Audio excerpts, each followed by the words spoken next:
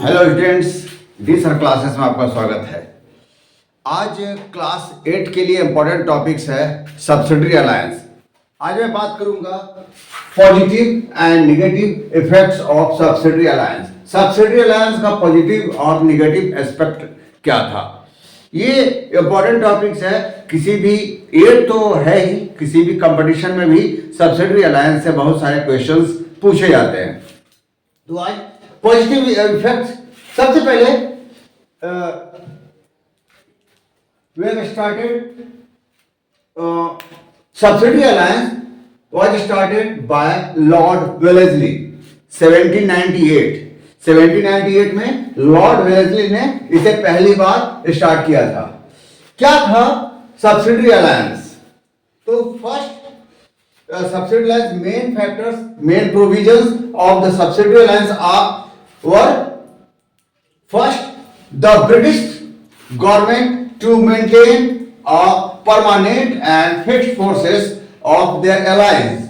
पहला था कि ब्रिटिश जो एलाइज हैं, जो भी एलाइज के साथ वो ये अपना रिलेशन डेवलप कर रहे थे, उस एलाइज के साथ एक पैक्ट था कि वो केवल अपनी फोर्स न रखकर ब्रिटिश फोर्स रखें और ब्रिटिश फोर्स से ही वो काम चलाएं।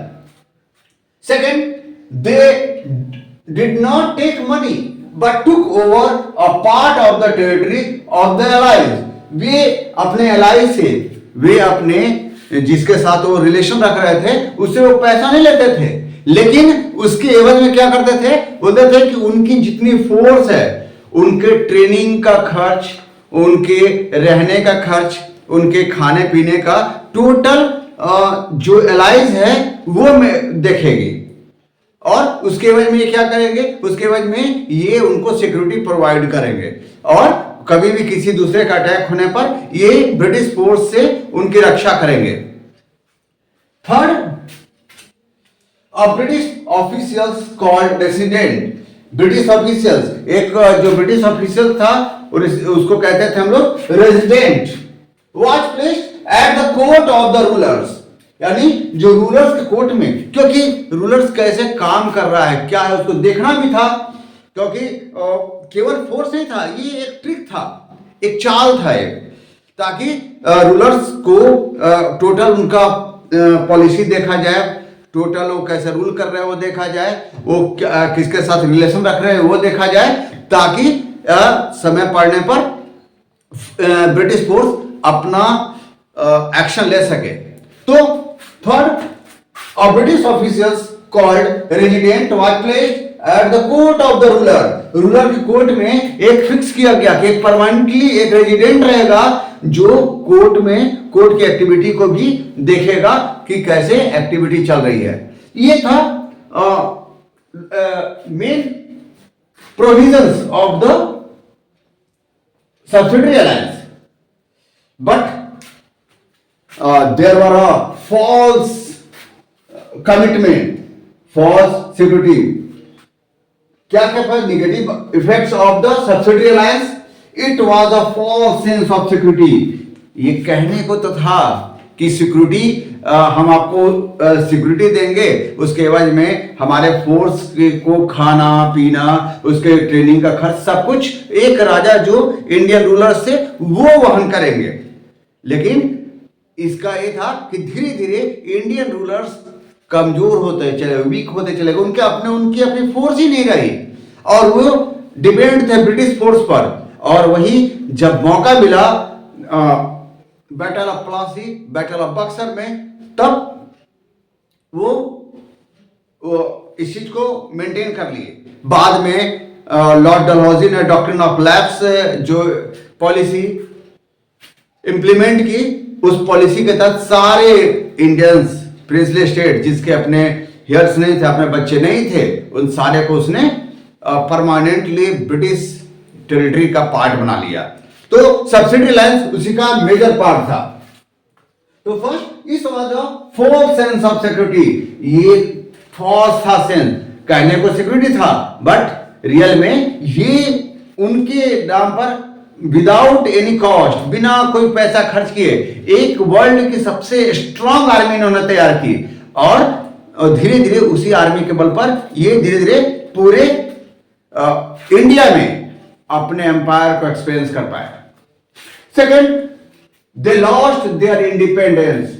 इससे क्या हो गया कि धीरे धीरे इंडियंस रूलर्स अपने इंडिपेंडेंस को धीरे धीरे खत्म कर गए। वे धीरे धीरे ब्रिटिश के गुलाम होते चले गए और डॉक्ट्रिन ऑफ लैब्स यानी लॉर्ड डलहौजी ने धीरे धीरे सारे को इंडियन ब्रिटिश टेरिटरी में मिक्स कर लिया, मर्ज कर लिया। वो third, the British maintain large forces at the expense of the Indian rulers.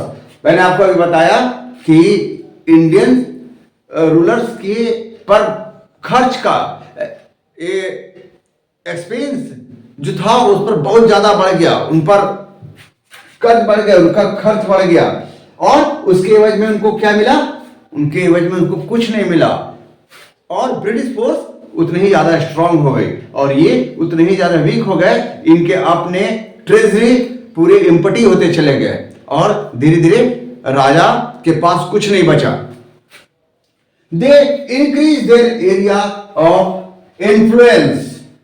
वो इन्फ्लुएंस वो अपने इसी फोर्स के बल पर धीरे धीरे अपने एरिया को इंक्रीज करते चले गए और इंक्रीज करने के बाद वो धीरे धीरे पूरे इंडिया के रूलर्स हो गए और लास्ट जो वार हुए, जो फाइनली ब्रिटिश फोर्स इंडिया में को कंट्रोल करने लगी, वो था 1818 द ट्रीटी ऑफ सालाबाई। जब मराठे को फाइनली इन लोगों ने डिफीट दी, उसके बाद ये फाइनल इंडिया के मेन रूलर हो गए। अब इस सब्सिडरी अलायंस में कौन कौन से स्टेट को एनेक्ट किया गया, किस किस स्टेट पर कब्जा किया गया, कौन कौन स्टेट इनके अंदर में आ गए, वो थे फर्स्ट स्टेट हैदराबाद। 1798 में पहला जो स्टेट था वो हैदराबाद को सब्सिडरी अलायंस के तहत उसको कंट्रोल किया गया, एनेक्ट किया गया। देन तंजौर 1799 में तंजौर को एनेक्ट किया गया।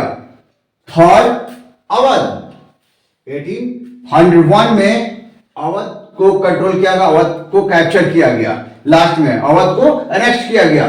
फोर्थ ग्वालियर 1804 में ग्वालियर को एनेक्ट किया गया और वहां पर ब्रिटिश फोर्स पूरी तरह इंप्लीमेंट हो गए। 5 इंदौर 1817 में इंदौर में सब्सिडी अलायंस इंपोज हुआ। एंड नेक्स्ट उदयपुर, जयपुर, जोधपुर में 1818 में सब्सिडी अलायंस के तहत एनेक्ट हो गया। तो एक इंपॉर्टेंट सब्सिडी अलायंस एक इंपॉर्टेंट ट्रीटी थी, एक इंपॉर्टेंट पॉलिसी थी ब्रिटिश एम्पायर को इंक्रीज करने का। तो क्लास 8 के आज के टॉपिक में सब्सिडी अलायंस, नेक्स्ट टॉपिक में कुछ और इंपॉर्टेंट टॉपिक्स पर हम बात करेंगे।